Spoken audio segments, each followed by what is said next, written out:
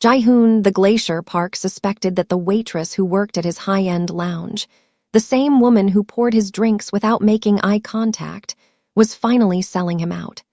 For 3 weeks, he watched her slip out of the side exit with heavy plastic bags he knew she hadn't purchased. In his world, betrayal only had one price: death. Jae-hoon was 37 years old and controlled the most efficient syndicate in Seoul. His reach extended through the city's ports, its high-rise real estate, and every dark alley in between. He noticed everything, every flicker of fear in a debtor's eyes, every cent missing from a ledger, and every shift in the city's power balance. Yet, he had never truly noticed the woman who kept his private VIP table spotless. Her name was Min-jae. She had worked in his lounge for 3 years, moving through the neon shadows like a ghost, quiet, faithful, and invisible to the powerful men she served.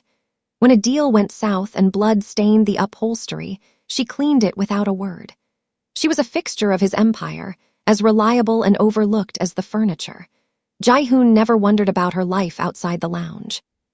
He never asked why her hands trembled when she cleared his glass, or noticed the exhaustion etched into her face as she worked double shifts to survive. Until 3 weeks ago. Jae-hoon noticed Min-jae leaving the lounge at exactly 2:00 a.m., carrying 2 bulging bags filled with items she hadn't brought in that morning. It became a pattern. Tuesday, Thursday, Monday, same bags, same route, slipping into the rain-slicked slums of the gritty neighborhood he usually ignored. His mind went cold. In a city where information was currency, unanswered questions were a death sentence. Was she a mole for Chairman Han? Was she stealing secrets in those bags? He ran checks on his digital files and his shipments.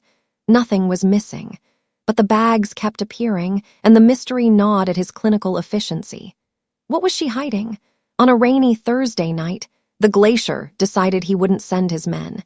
He would follow her himself into the darkness to see exactly what she was protecting. To the patrons of the Velvet Ledger, Min-jae was part of the architecture, as stationary and silent as the marble pillars holding up the gilded ceiling. She moved through the haze of expensive cigar smoke and the clinking of crystal glasses with a practiced, rhythmic grace that allowed her to exist in a room without occupying any space in anyone's mind. She was the one who replaced the ashtrays before they were full, the one who wiped a condensation ring off a mahogany table before it could settle, and the one who disappeared into the shadows the moment a conversation turned toward the illicit. In the high-stakes world of Seoul's underworld, visibility was a liability. Min-jae had mastered the art of being a ghost. She wore her uniform like armor, the starch in her apron a barrier between her and the men who threw around enough money in one night to pay for Samuel's medicine for a year. She never looked up. She never listened. She simply drifted, a pale flicker of light in a room designed for darkness. The other staff treated her with a cold, professional distance. To the younger waitresses, she was a warning of what happens when you work too hard for too long, a woman with tired eyes and hands that never stopped moving. To the security detail, she was a non-entity, a soft shape to be pushed aside when a VIP needed a path cleared. No one knew she spent her breaks counting the one in her pocket, or that she often skipped her own meals to ensure she could take home the untouched leftovers from the kitchen's waste bins. But she could feel his eyes. From the corner of the lounge, where the lighting was the dimmest and the silk wallpaper the thickest, Jae-hoon, the glacier park, sat in a silence that felt like a physical weight. He didn't talk much. He didn't have to. His presence alone dictated the temperature of the room. Min-jae knew the exact moment his gaze would settle on her. It wasn't the predatory look of the other men.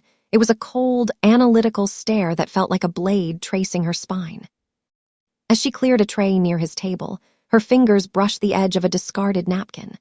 Her hands, usually steady from years of service, betrayed her for a split second, a micro-tremor that only someone looking for a flaw would notice. She felt the weight of his attention, heavy and frozen, dissecting her stillness. She was the ghost of his empire, but tonight, the ghost felt seen. She clutched the tray tighter, the plastic bags waiting for her in the locker room weighing heavy on her mind. She had to be faster. She had to be quieter. Because in the glacier's world, once he took an interest in a ghost, they usually became one for real. The rain didn't just fall in Seoul that night. It descended like a heavy, gray curtain, drowning the neon brilliance of the Gangnam district and turning the pavement into a mirror of fractured light. Jae-hoon sat in the back of his black sedan, watching the side exit of the velvet ledger through tinted glass. At exactly 2:05 a.m., the door creaked open. Min-jae stepped out, a small, fragile figure swallowed by a generic oversized raincoat. She was hunched over, the weight of 2 bulging plastic bags pulling her shoulders down. Jae-hoon didn't signal his driver. Instead, he stepped out into the cold downpour himself, pulled his hood low, and began to walk. He moved with the silent, predatory efficiency that had earned him his name. He kept a precise distance, a ghost following a ghost. Min-jae didn't head for the subway or the brightly lit main thoroughfares. She turned toward the narrow, winding alleys that led away from the glass towers and into the Forgotten District, a labyrinth of crumbling concrete and rusted corrugated iron. As they crossed the invisible border into the slums, the scenery changed from high-end luxury to urban decay. This was a place Jae-hoon knew well, though he hadn't set foot here in years. He had signed the papers that cut the power lines to these blocks. He had authorized the clearance projects that turned these homes into a graveyard of broken dreams to make room for his skyscrapers. The air here smelled of damp earth and stagnant water. Streetlights flickered and died, leaving only the rhythmic splash of Min-jae's worn sneakers to lead the way. She stumbled once, her foot catching on a cracked paving stone. Jae-hoon's hand instinctively reached out from the shadows, though he was 20 paces behind. He watched her regain her balance, her fingers white-knuckled around the handles of the bags. She looked over her shoulder, her eyes wide with a frantic, bone-deep exhaustion. Jae-hoon pressed himself into the mouth of a darkened doorway, his heart echoing the cold, mechanical thrum of the city. The deeper they went, the narrower the path became. The glacier felt a strange, tightening sensation in his chest. He was a man who lived by the ledger, yet he couldn't account for the feeling of dread pooling in his gut. Min-jae stopped in front of a heavy iron door partially hidden behind a stack of waterlogged crates. She fumbled with a key, her breath coming in ragged gasps that were visible in the freezing air. With a final, desperate shove, she disappeared inside. Jae-hoon waited, the rain soaking through his expensive wool coat, before he stepped forward to follow her into the dark. The iron door groaned on its hinges, a low, metallic wail that was swallowed by the relentless drumming of the rain. Jae-hoon stepped inside, his polished leather shoes clicking softly against a concrete floor slick with grime and condensation. The air here was different, thick with the smell of antiseptic, damp wool, and the faint, sweet scent of boiling rice. He moved through a narrow hallway illuminated by a single, buzzing fluorescent bulb that flickered like a dying pulse. At the end of the corridor, the space opened into a wide, cavernous basement. Jae-hoon stopped in the shadows of a structural pillar, his breath hitching in his throat. He had expected to see briefcases of cash, encrypted ledgers, or a rival's lieutenant. Instead, he saw a sanctuary of the broken. The room was filled with makeshift cots. In one corner, an elderly man with a scarred face, a face Jae-hoon vaguely recognized as a former dock worker who had retired after a warehouse fire, sat propped up against a wall. In another, a woman clutched a threadbare blanket, her eyes vacant and hollow. These were the ghosts of his progress, the human debris left behind by the expansion of his empire. Min-jae had shed her damp raincoat. She moved between the beds with an efficiency that rivaled Jae-hoon's own, but hers was fueled by a desperate, quiet tenderness. She opened the heavy bags, revealing not stolen documents, but containers of high-grade broth from the lounge's kitchen, antibiotics he had assumed were lost in transit, and fresh bandages. Jae-hoon watched as she knelt beside a bed in the center of the room. A young boy, Samuel, lay there, his legs thin and motionless beneath a sheet. Min-jae began to feed him with a small plastic spoon, blowing on the steam, her voice a low, soothing murmur that didn't belong in a world of violence. The glacier felt a sudden, violent coldness that had nothing to do with the rain. He remembered the site Samuel was found at, a residential block Han had cleared to make room for Jae-hoon's new corporate headquarters. He had signed the order to remove all obstacles without ever looking at the names of the tenants. As Min-jae wiped a drop of broth from the boy's chin, she looked up, her gaze landing directly on the dark corner where Jae-hoon stood. The spoon clattered to the floor. The silence that followed was absolute, heavy with the weight of years of ignored suffering. Jae-hoon stood paralyzed, the clinical mask of the Mafia boss shattered. For the first time in his life, the man who noticed everything realized he had been blind to the only thing that mattered.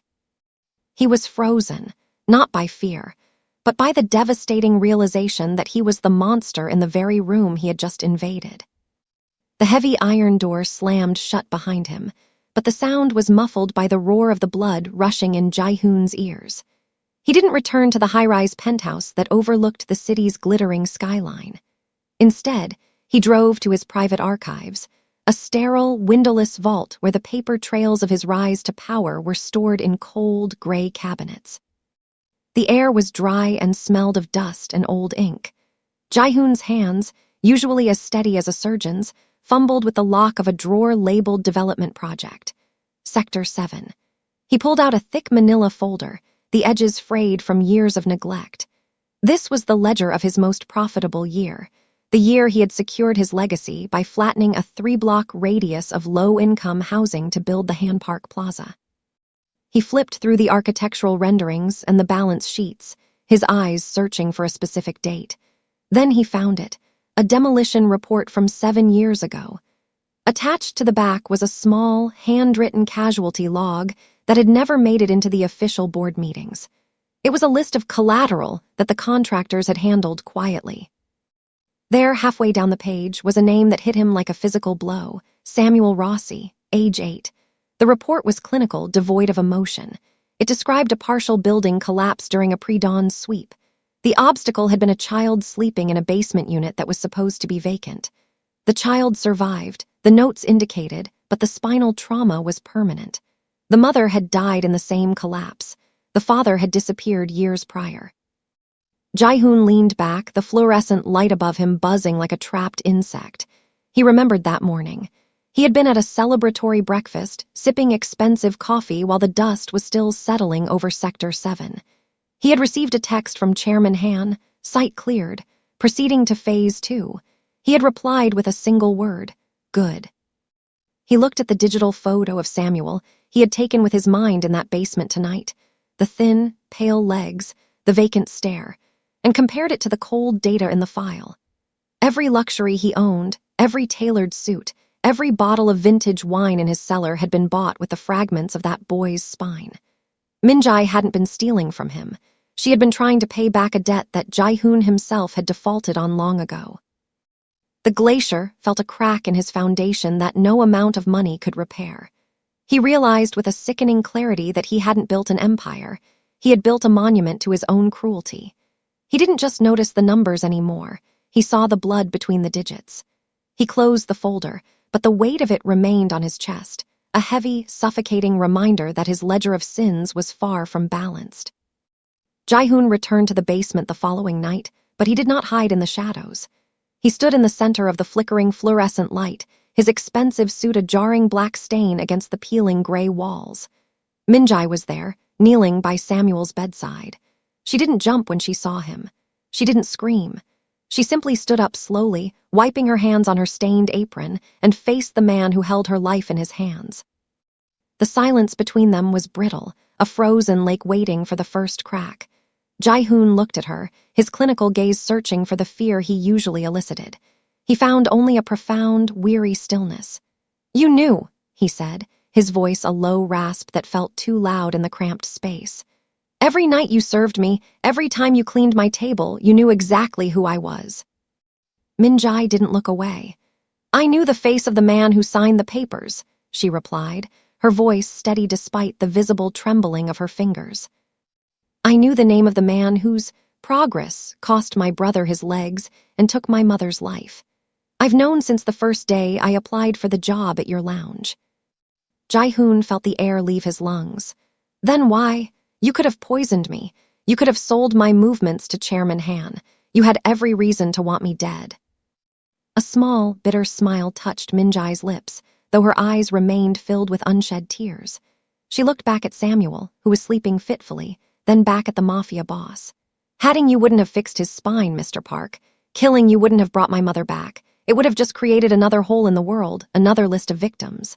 She stepped closer, moving into the light until he could see the sheer exhaustion etched into her features. I didn't choose to serve you because I forgave you. I chose it because your money was the only thing that could keep them alive. I chose mercy because someone had to stop the cycle of blood you started. Jae-hoon stood, frozen, just as he had the night before. He had spent his life believing that power was about taking, and that survival was about being the most ruthless. But here, in the ruins of a neighborhood he had discarded, a woman he had treated as a ghost was teaching him that true strength was the ability to carry the weight of someone else's sins without being crushed by them. For the first time in 37 years, the glacier felt the ice within him begin to shatter, not from the heat of anger, but from the cold, hard weight of a grace he didn't deserve. He looked at his hands, hands that had never known a day of honest labor, and then at hers, calloused and red from scrubbing his floors. He realized then that she wasn't the one who was invisible. He was. The shift in the city's atmosphere was subtle at first, a sudden absence of the usual lookouts on the street corners, a heavy silence hanging over the docks. Jae-hoon was still reeling from the conversation in the basement when his encrypted phone vibrated against the mahogany surface of his desk. He didn't recognize the number, but the clinical coldness that usually defined him returned in an instant. He knew, with the instinct of a hunted predator, that the fragile peace of the last 24 hours was over. "You've grown soft, Jae-hoon," Chairman Han's voice crackled through the line, smooth and devoid of any human warmth. "The glacier is melting. It's a shame. I always thought you were the one man in Seoul who understood that people are just variables in an equation." Jae-hoon's grip tightened on the phone. "Where is she?" "She was remarkably easy to find. It seems your ghost has been leaving quite a trail of breadcrumbs to that charming little ruins in the slums," Han chuckled, a dry, raspy sound. "I must thank you. I've been looking for a way to convince you to relinquish the Incheon ports for months. I never imagined you'd provide me with such a convenient leverage." A grainy video file appeared on Jae-hoon's screen. It showed Min-jae tied to a chair in a sterile, windowless shipping container. Her face was bruised, her hair matted with rain and blood, but her eyes, those weary, resilient eyes, remained fixed on the camera with a defiance that made Jae-hoon's chest ache. Behind her stood two of Han's most brutal enforcers, their faces masked, their shadows elongated by a harsh, overhead light. "You have 2 hours," Han continued, his tone shifting to a businesslike drone. "Bring the signed transfer deeds to the warehouse at Pier 14. Come alone. If I see a single one of your men, or if Detective Kang so much as sneezes in my direction, the girl becomes a permanent part of the Foundation. And after her, I think I'll pay a visit to that little brother of hers. Samuel, wasn't it?" The line went dead. Jae-hoon stood in the center of his opulent office, surrounded by the wealth he had built on the backs of people like Min-jae. For years, he had been the one making these calls, the one holding the leverage, the one viewing lives as collateral. Now, the roles were reversed. He looked at the fountain pen on his desk, the same pen he had used to sign the demolition orders for Sector 7. The ports were worth billions, the crown jewel of his empire. But as he looked at Min-jae's battered face on the screen, he realized that for the first time in his life, the math didn't add up. The ports weren't an asset anymore. They were just cold, dead steel. He grabbed his coat, the weight of a different kind of duty pulling him toward the door. The glacier wasn't melting, it was sharpening into a blade. The rain-lashed skeleton of the Pier 14 warehouse loomed out of the fog like a rusted titan. Inside, the air was thick with the smell of salt and diesel, a stark contrast to the sterile opulence of Jae-hoon's life. He walked through the center of the floor, his silhouette sharp against the moonlight filtering through the shattered skylights. In his hand, he held the leather-bound folder containing the deeds to the Incheon ports, the physical weight of his empire. Chairman Han stood on a raised steel catwalk, his shadow stretching long and thin across the concrete. Beside him, Min-jae was slumped in a chair, her breath coming in shallow, pained hitches. A red laser dot danced across her temple, a silent promise of the violence to come. "You're early, Jae-hoon," Han called out, his voice echoing through the cavernous space. I suppose I underestimated how much a single waitress could disrupt the machinery of a king. Jae-hoon stopped at the designated mark. He didn't look at Han. His eyes were fixed on Min-jae, searching for the spark of defiance he had seen in the video. When she looked up, her gaze met his, not with the terror of a victim, but with a quiet, devastating clarity. She wasn't begging for her life. She was witnessing his. "The deeds are here," Jae-hoon said, his voice a low, resonant rumble that seemed to vibrate in the very metal of the building. "Let her go, now." Han signaled to his men, but his smile remained predatory. The glacier, trading his crown for a ghost, it's almost poetic. But you know the rules, Jae-hoon. Once a weakness is exposed, it must be cauterized. The move was faster than any of Han's men could react to. Jae-hoon didn't reach for a gun. He reached for the tactical kill switch he had hidden in the palm of his hand. With a single click, the warehouse's ancient electrical grid surged and shattered. Every light in the building exploded in a shower of sparks, plunging the floor into absolute, suffocating darkness. In the void, Jae-hoon became the phantom he had spent a lifetime training to be. He didn't move for Han, he moved for the chair. He didn't fire to kill, he fired to suppress. The sounds of the ensuing chaos, the frantic shouts of Han's guards, the metallic clang of boots on steel, were background noise to the singular focus of his mission. He reached Min-jae just as a flare cut through the dark. He didn't check the deeds or the rival he had just humiliated. He shielded her body with his own, the heavy fabric of his coat absorbing the heat of a stray bullet. He cut the ropes with a blade that had once been used for far darker purposes. For the first time, he didn't look at her as a variable or an asset. He looked at her as a human being whose life was worth more than every ship in the harbor. "I have you," he whispered, the words freezing in the air between them. "I'm taking you home." The sterile brilliance of the hospital wing was a world away from the damp, suffocating shadows of the basement. Here, the air didn't smell of rot, but of possibility. Jae-hoon stood behind the reinforced glass of the observation gallery, his hands clasped tightly behind his back. Below him, in a theater of white light and stainless steel, the most expensive surgical team in Asia worked with hushed precision on the spine of a boy who had been broken by a signature he'd once considered good business. For 6 hours, Jae-hoon didn't move. He didn't check the fluctuating stock markets or the angry reports from his lieutenants regarding the abandoned ports. He simply watched the rhythmic rise and fall of Samuel's chest. Beside him, Min-jae sat in a plush waiting chair, her eyes closed, her lips moving in a silent prayer she had been reciting for 7 years. She was no longer a ghost. She was a woman standing on the precipice of a miracle, funded by the man she had every right to despise. When the lead surgeon finally stepped into the hall, stripping off his mask, the silence in the corridor became deafening. The doctor looked at the Mafia boss, a man whose reputation for coldness was legendary, and then at the weary waitress. "The decompression was successful," the doctor whispered, his voice thick with the gravity of the moment. "The nerve response is faint, but it is there. He will have a long road ahead, but he will walk again." Min-jae's sob was a ragged, beautiful sound that tore through the clinical stillness of the hallway. She collapsed into the chair, burying her face in her hands as the weight of 1,000 hopeless nights finally lifted. Jae-hoon watched her, a strange, localized heat spreading through his chest.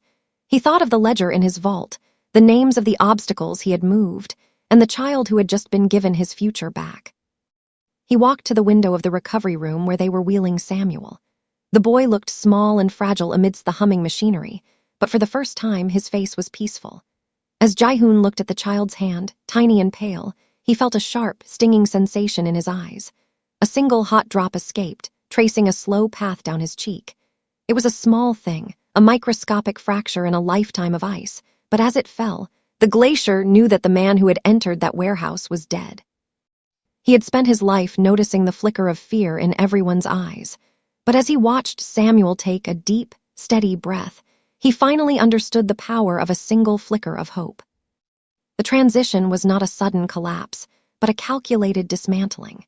In the weeks following Samuel's surgery, the underworld of Seoul watched in stunned silence as Jae-hoon, the glacier, Park began to liquidate the very assets that had made him a king.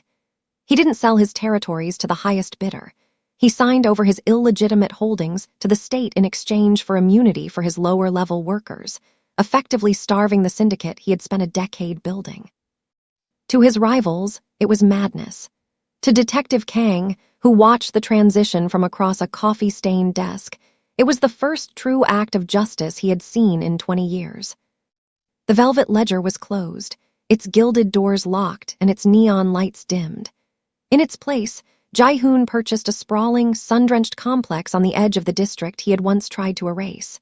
It wasn't a fortress of concrete and steel, but a foundation of glass and hope. The name on the brass plaque didn't carry his own legacy.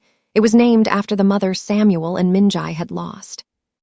1 year later, Jae-hoon stood on the balcony of the center, looking out over a courtyard where children played and former dockworkers sat in the sun, receiving the medical care they had long been denied. He no longer wore the tailored charcoal suits of a mafia boss. His clothes were simpler, and the cold, analytical sharpness in his eyes had been replaced by a quiet, steady warmth. He still noticed everything: the way a child limped, the exact inventory of the pharmacy, the flicker of recovery in a patient's gaze. But he used the data to heal rather than to harm. Minjae stepped onto the balcony beside him. She was no longer a ghost in an apron. As the director of the foundation, she moved with a confidence that filled every room she entered. She looked out at the city, then at the man who had once been her greatest fear. "Samuel is walking without the crutches today," she said softly, her voice carrying none of the exhaustion that had once defined it. "The doctors say he'll be playing football by autumn." Jae-hoon looked at her, then back at the neighborhood he was helping to rebuild. The scars on his conscience still ached when the city grew quiet at night, but he no longer sought to numb the pain. He accepted it as the price of his new life. "I spent 37 years building an empire of shadows," he said, the words no longer freezing in the air. "I think I'd like to spend the rest of them standing in the light." Minjae smiled, a genuine expression that finally reached her eyes, and for the first time, they stood together not as master and servant or predator and prey, but as partners. The glacier had finally melted, leaving behind a river that was bringing life to the very ground it had once frozen solid.